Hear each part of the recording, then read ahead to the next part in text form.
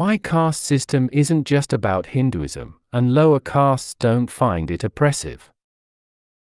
Public and academic discourse in India often alludes to an oppressive Hindu caste system.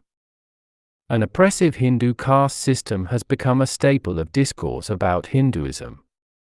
The purpose of this post is to examine this claim in the light of statistical reality. This report was published on June 29, 2021. The survey was carried out between late 2019 and early 2020, based on nearly 30,000 interviews conducted in nearly 17 languages. What follows is an attempt to examine the reality of the caste system in the light of the data collected in this report, which has a special section devoted to attitude towards caste. The first important finding according to this report is that the caste system is not confined to Hinduism. According to it, nearly all Indians today identify with a caste, regardless of their religion. If, in contemporary India, caste pervades all religions found in India, then it is obviously misleading to refer to the caste system as the Hindu caste system, because it is in fact the Indian caste system, or even the South Asian caste system, because caste is also found in Pakistan and Bangladesh. This is one way in which the evidence provided by the Pew Research Center survey compels us to revise our conception of the caste system. It should be considered an Indian caste system. The second important finding of this report is the following. The manner in which the castes are grouped nowadays in India, as reflected by this survey, follows the following pattern. These categories apply across all the religions in India, unlike the categories of Brahma, Kshatriya, Vaishya, and Shudra, which are Hindu categories. This is one more way in which the caste system is no longer a Hindu caste system but has become an Indian caste system.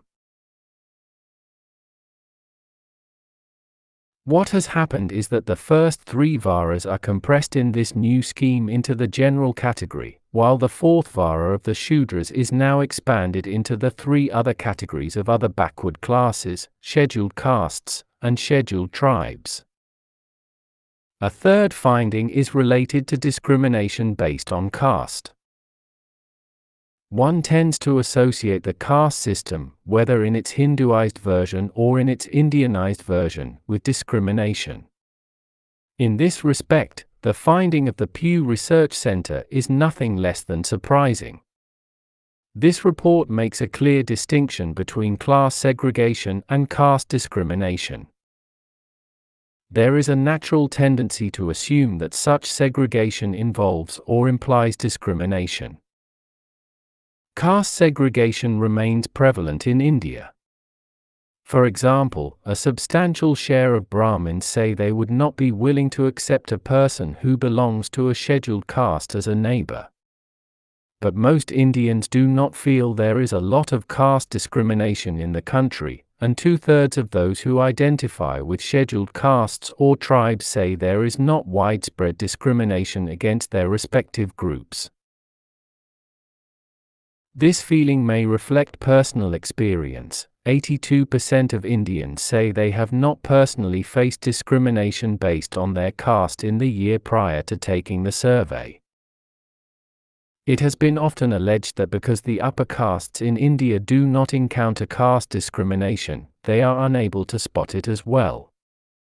In view of this, it is striking that although the so-called lower castes did not claim there is no caste discrimination in India, they certainly did not believe that there was a lot of caste discrimination in India. For instance, when asked if there is or is not a lot of discrimination against scheduled castes, scheduled tribes, and other backward classes in India, most people say there isn't a lot of caste discrimination. Fewer than 1/4 of Indians say they see evidence of widespread discrimination against scheduled castes, 20%, scheduled tribes, 19%, or other backward classes, 16%. Generally, people belonging to lower castes share the perception that there isn't widespread caste discrimination in India. For instance, just 13% of those who identify with OBC say there is a lot of discrimination against backward classes. Members of scheduled castes and tribes are slightly more likely than members of other castes to say there is a lot of caste discrimination against their groups, but, still, only about a quarter take this position. We see then that the caste system is neither Hindu, it is Indian, nor perceived as discriminatory in a major way. Yet another finding of the survey is worth noting. It is also generally assumed that the lower castes would be opposed to the caste system. If, however, one measure of caste is a reluctance to marry outside one's caste, then this sentiment is surprisingly shared by lower castes as well.